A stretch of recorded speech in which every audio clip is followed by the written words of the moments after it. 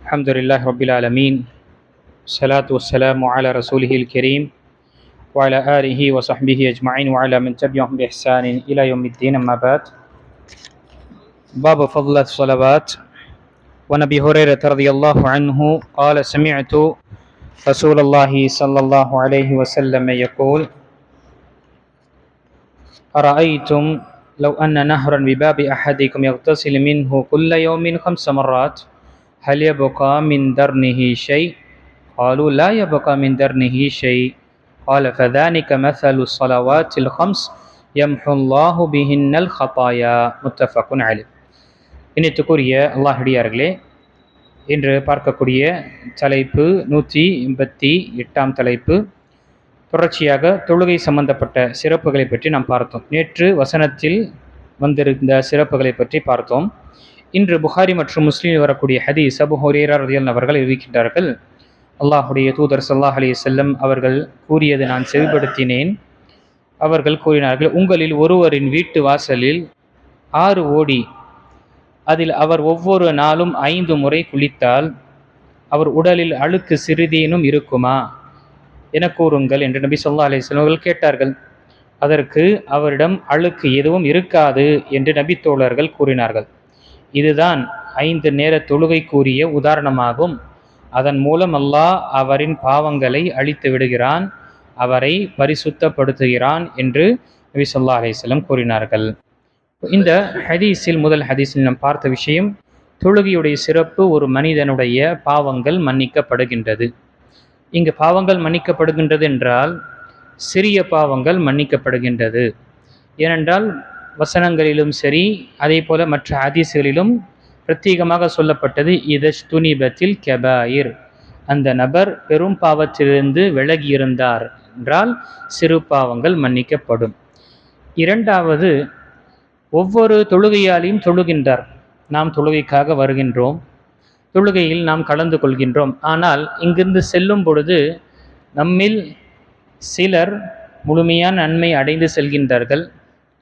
நம்மில் பலர் அந்த நன்மையில் பாதியோ அல்லது கால்வாசியோ அல்லது எந்த ஒரு நன்மை இல்லாமல் வெறும் பொறுப்பை நிறைவேற்றிய நிலையில் செல்லக்கூடியவர்களாக இருக்கின்றார்கள். அதனால்தான் நபி ஸல்லல்லாஹு அலைஹி வஸல்லம் தன்னுடைய ஹதீஸ்களில் சொல்லும் பொழுது இந்த ரமதானுடைய சிறப்பை பற்றியும் அந்த நேரத்தில், ருப்ப ஸாயிமின் லைஸ லஹு மின் ஸியாமிஹி இல்லல் ஜூஇ வல் அத்தஷ் ருப்ப காயிமின் லைஸ லஹு மின் கியாமிஹி இல்லஸ் ஸஹரி வத்தஅப், எத்தனையோ நோன்பாளிகளுக்கு அவர்கள் நோன்பு நூற்றிருக்கக்கூடிய நன்மை எதுவுமே கிடையாது, வெறும் அவர் தாகத்துடனும் பசியோடு இருந்தது அது மட்டும்தான் அவருக்கு கிடைக்கும், வேறு எந்த ஒரு நன்மையும் கிடையாது. அதே போல சிலர் தொழுகையாளிகள், அவர் நின்று தொழக்கூடிய தொழுகையுடைய நன்மை எதுவுமே அவருக்கு கிடைக்காது, வெறும் கால்கடுக்க நின்ற அந்த களைப்பும் அந்த அசதியும் தான் என்ன அவருக்கு இருக்கும் என்று நபி ஸல்லல்லாஹு அலைஹி வஸல்லம் கூறினார். அப்போ என்ன அர்த்தம்?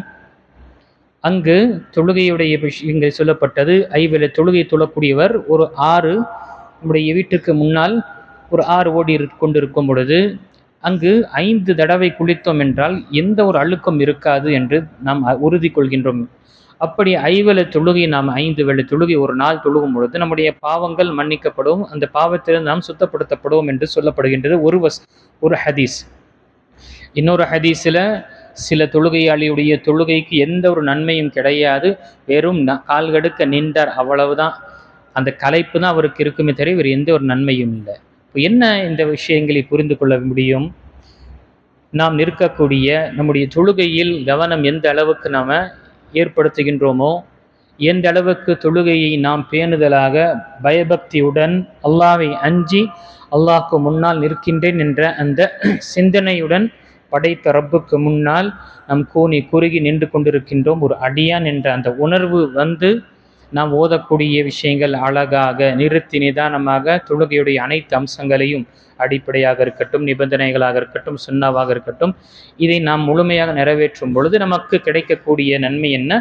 இந்த சிறு பாவங்கள் மன்னிக்கப்படும். இல்லை என்றால் அவருக்கு எந்த ஒரு பிரயோஜனம் கிடையாது, வந்து எக்ஸசைஸ் செய்துட்டு போன மாதிரி தான் அவருக்கு இருக்கும். இரண்டாவது விஷயம், பெரும் பாவத்திலிருந்து அவன் பாதுகாத்து கொண்டால்தான்.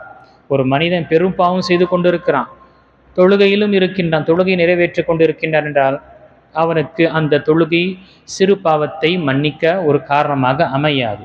ஏனென்றால் நபி ஸல்லல்லாஹு அலைஹி வஸல்லம் உடைய ஹதீஸில் வரக்கூடிய இன்னொரு ஹதீஸில் பார்க்கும் பொழுது மாலம் துகஷா, எதுவரை அவர் பெரும் பாவத்துடைய விஷயத்தில் துரோகம் செய்யவில்லையோ. என்ன அர்த்தம்? பெரும் பாவம் என்றால் நம்முடைய சிந்தனையில் வருவது என்ன? விபச்சாரம், மது அருந்துதல், வட்டி, இப்படி தான் கொலை செய்வது, இப்படி தான் என்று நாம் நினைக்கிறோம், பெரும் பாவங்கள் நினைக்கிறோம். ஷிர்க் செய்வது, சூனியம் செய்வது, இதெல்லாம் என்ன? மனிதன் பெரும் பாவம், ஷிர்க் செய்யக்கூடிய நிலை என்று நம்ம. ஆனால் சுப்ஹானல்லாஹ், எத்தனையோ பெரும் பாவங்களை நாம் செய்து கொண்டு தான் இருக்கின்றோம். அல்லாஹ் பாதுகாக்க வேண்டும். முதல் விஷயம் புறம் பேசுதல். புறம் பேசுவது என்பது இது பெரும் பாவத்தில் ஒன்றானது. பெரும் பாவம் என்று எப்படி நாம் அறிந்து கொள்வோம்?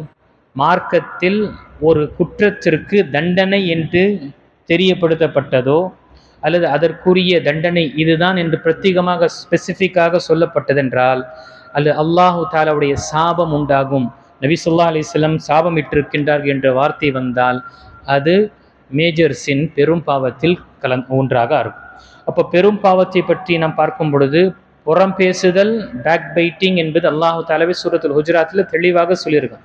ஒரு முஸ்லீம் தன்னுடைய சகோதரன் புறம் பேசுகின்றான் என்றால் தன்னுடைய சகோதரன், கூட பிறந்த சகோதரன், அவன் மௌத்தாக அவனுடைய உடலில் இருந்து அவன் மாமிசத்தை சாப்பிடுகின்றான். அதை நீங்கள் விரும்புவீங்களா?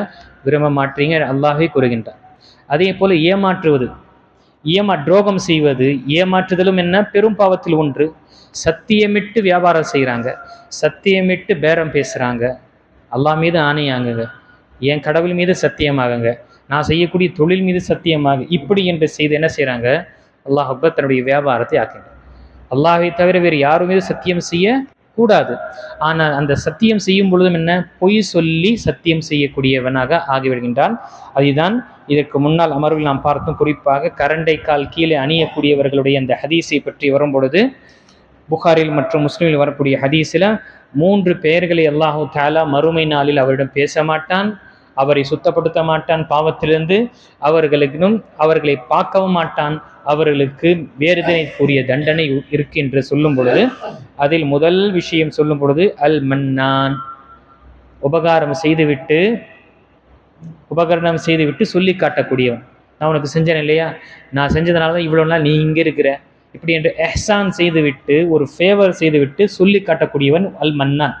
இரண்டாவது அல் முஸ்பில், தன்னுடைய ஆடையை கரண்டை கால் கீழே அணியக்கூடியவன். மூன்றாவது அல் முன்ஃபிக் ஸில்அத்தஹு பில் ஹலிஃபில் காதி, பொய் சொல்லி வியாபாரத்தை, தன்னுடைய பொருளை, தன்னுடைய சாமான் என்ன செய்கிறான்? விற்கின்றான். இவ்வளோதான் கிடச்சிது, எனக்கு இதில் ₹1 தான், இதில் எனக்கு ₹5 என்று பொய் சொல்லி விற்கக்கூடியவனாக ஆகிவிடும். அல்லது இந்த தரம் மிக ஃபஸ்ட் கிளாஸ் தரம் என்று சொல்லி, இப்படிப்பட்ட இதெல்லாம் என்ன? பெரும் பாவத்தில் ஒன்றானது. இது நாம் அலட்சியமாக இருக்கின்றோம்.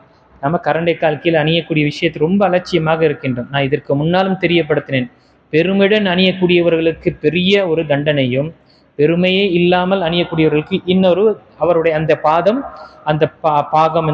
நரகத்தில் இருக்கும் என்ற ஹதீஸுகளை நான் தெரியப்படுத்தினேன். இப்படி என்று நாம் பார்க்கும் பொழுது கணித்துக்குரிய அல்லாஹ் அடியார்களே, பெரும் பாவங்களிலிருந்து நாம் விலகி இருந்தால்தான் நம்முடைய தொழுகை நமக்கு சிறு பாவத்துடைய பாவங்களுக்கு உரிய ஒரு பரிகாரமாக அமையும். ஆக மனிதன் அல்லாஹுக்கு கட்டுப்பட்ட ஒரு வாழ்க்கையை வாழ்வதற்காக முயற்சி செய்ய வேண்டும்.